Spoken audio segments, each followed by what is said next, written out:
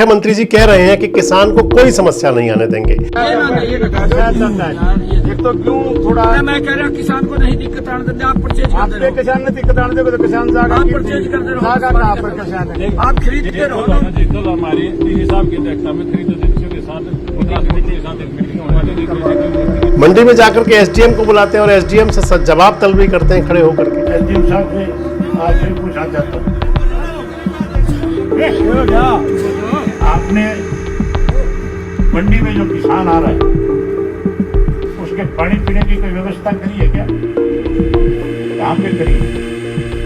मैं गेट से आया हूँ, वहाँ गंदा पानी तो पड़ा है, पीने के पानी की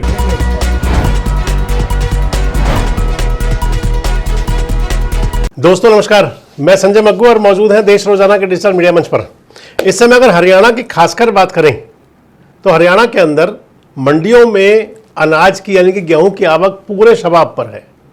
किसान अपनी फसल को जल्द से जल्द किसी तरह से बेच लेना चाहता है।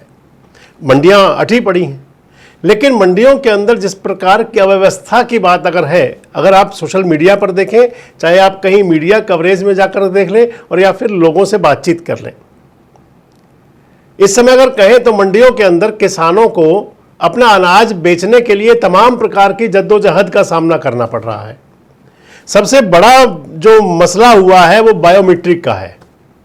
बायोमीट्रिक को लेकर के अब देखें तो कई स्थान तो ऐसे हैं कि जहां किसान सीधे मुख्यमंत्री से भी उलझ रहे हैं। अभी हाल ही में सोशल मीडिया पर एक मैं वीडियो देख रहा था, उसमें किसान, हालांकि मुख्यमंत्री जी कह रहे हैं कि किसान को कोई समस्या नहीं आने देंगे। एक तो क्यों थोड़ा मैं कह रहा किसान को नहीं दिक्कत आने देंगे। आप परचेज कर दे रहे हो, किसान ने दिक्कत आने देंगे तो किसान जाएगा। आप परचेज कर दे रहे हो, कहाँ पर किसान है? आप खरीदते रहो ना। हमारी हिसाब की अध्यक्षता में खरीद के साथ इनकी बैठक करा दो, बैठक करा के बारदाने कोई दिक्कत नहीं है, व्यवस्था सारी बारदाने की व्यवस्था करती, ट्रांसपोर्ट की करती। ट्रांसपोर्ट के साथ हमने ये कह दिया, उन्होंने कहते कि उठान इतना जल्दी होना चाहिए। यदि बात मौसम खराब तो आप भी मान लो 1-1.5 महीना क्यों तोड़ने लगेगा। ये गुफा जो सिस्टम लागू करे 10 दिन का वैलिड है, तो 10 दिन में तो कोई भी 3 तोड़ पाओगा जी बोर्ड के, फिर उस पर पोर्टल पर जावांगे तो दिक्कत क्यों ले आऊंगा जो दिन दिक्कत आऊंगा जाएगा। फिर बताइए ना, या दिक्कत आई मैंने फिर बताइए। आप मंडी वाले पहले मौसम खराब है तो ये बात पता नहीं क्या हो जाएगा। लेकिन किसान मुख्यमंत्री जी को बता रहे हैं कि धरातल की सच्चाई आखिर है क्या, किस प्रकार से किसान परेशान है। अभी हाल ही में मेरी 3-4 किसानों से टेलीफोनिक मुझे बता रहे थे कि आप मंडी में आप 10-10 चक्कर लगा लें, कभी वहां पर सर्वर डाउन है तो कभी कोई और समस्या, जिसके चलते बायोमीट्रिक 10-10 दिन तक भी नहीं हो पा रही। और अगर माने एक बायोमीट्रिक और दूसरा किसान का जो ट्रैक्टर जाना है मंडी में, उसकी तमाम वेरिफिकेशन, ये किसान के लिए जी का जंजाल बनी हुई है। एक तरफ विपक्षी राजनेता हैं जो जा करके मंडियों में, खासकर अभय चौटाला की बात करें, अगर मैं आपको अभय चौटाला की बात कह दूं, उनकी बात भी पूरी करूंगा आपसे इस वीडियो में, तो अभय चौटाला तो जैसे इस सारे, खासकर इस प्रकरण में जो चल रहा है, हालांकि इंडियन नेशनल लोकदल और अभय सिंह चौटाला या देवीलाल परिवार हमेशा से ही किसान की बात करता रहा है, लेकिन अब की बार तो जैसे अभय सिंह चौटाला और उनके पुत्र अर्जुन चौटाला या फिर आदित्य देवीलाल कहें या इनेलो के तमाम नेता, लगता ऐसा है कि जैसे किसानों के पक्ष में नायक बनकर उभर रहे हैं। मंडी में खुद ट्रैक्टर चला करके जाते हैं, वो सीन आप देख लीजिए। मंडी में मंडी सचिव को बुला करके पूछते हैं कि अगर उठान नहीं हो रहा तो क्या ये नायब सिंह सैनी साहब यानी कि मुख्यमंत्री जी करवाएंगे या श्याम सिंह राणा कृषि मंत्री करवाएंगे, पूछते हैं उनसे जाकर के। कितनी अब तक आपके यहाँ पे गेहूं आई है और खरीद कितनी ली, उठा कितनी दी, बाकी कौन उठाएगा? श्याम सिंह राणा उठाएगा या सैनी उठाएगा? ये काम तुम्हारा है। मंडी में जाकर के एसडीएम को बुलाते हैं और एसडीएम से जवाब तलबी करते हैं खड़े होकर के। एसडीएम साहब से आज भी पूछना चाहता हूँ, आपने मंडी में जो किसान आ रहा है उसके पानी पीने की कोई व्यवस्था करी है क्या? कहाँ पे करी है? मैं गेट से आया हूं, वहां गंदा पानी तो पड़ा है, पीने के पानी की कोई व्यवस्था नहीं। कोई कैंपर गलती में किसी के दफ्तर में तो नहीं छोड़ी है।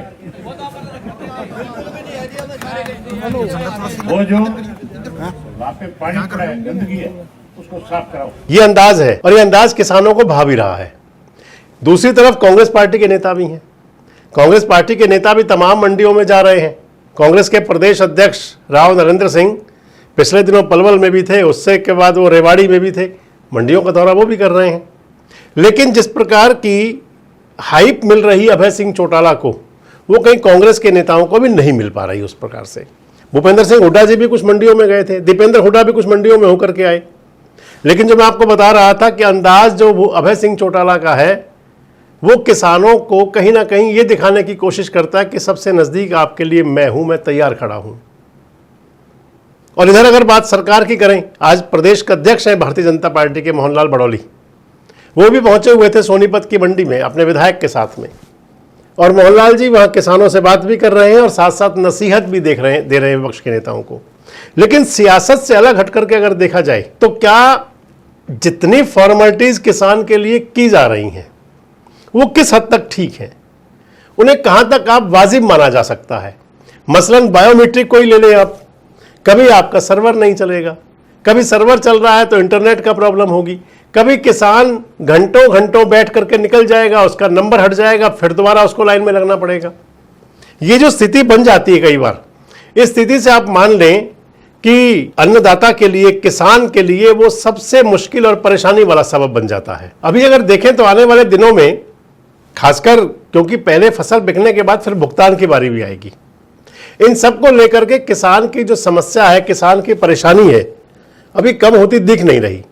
भले ही सरकार के लाख दावे हों, सरकार लाख दावे कर रही हो कि हमने व्यवस्था को बेहतर कर दिया, मंडी के अंदर किसानों को हमने अगर वो 2-4 दिन रुकना पड़ जाए तो 10 रुपए का खाना मिल जाएगा, ये व्यवस्था भी कहते हैं। कहने के लिए ये भी है कि हमने पीने के पानी की ठीक व्यवस्था कर दी। लेकिन सबसे जो महत्वपूर्ण है कि आपने किसान की जब तक मूल समस्या है, किसान की बड़ी परेशानी होती है कि जब तक मंडी में आकर के उसकी फसल को खरीद ना लिया जाए, बिक ना जाए, और बिकने के बाद जब तक, क्योंकि आगे भी खतरा है कि मॉइस्चर के नाम पर कहीं वापसी ना हो जाए, ऐसा पिछले धान में होता रहा, व्यापारी की भी और किसान की भी, दोनों की समस्या बनी रहती है। अब बेहतरी इसमें है कि आखिर ये बायोमेट्रिक के नाम पर किसान कब तक परेशान रहेगा, और क्या सरकार इस व्यवस्था के अंदर किसी प्रकार का और कोई बदलाव भी कर सकती है। मसलन इतना जरूर है कि एक तरफ तो किसान है, देख रहा है कि उसके पक्ष में और उसके साथ कौन नजर आता है, और दूसरी तरफ तमाम प्रकार की राजनीति है। आपको क्या लगता है इस राजनीति का किसानों को कितना कितना फायदा मिल सकता है? कमेंट बॉक्स में जरूर बताएं। जुड़े हमारे साथ, देखते रहें देश रोजाना। सब्सक्राइब करें देश रोजाना के YouTube चैनल को और नई वीडियो की नोटिफिकेशन पाने के लिए बेल आइकन जरूर दबाएं। अगर आप ये वीडियो फेसबुक या इंस्टाग्राम पर देख रहे हैं तो पेज को लाइक और फॉलो जरूर करें और ज्यादा से ज्यादा शेयर करें।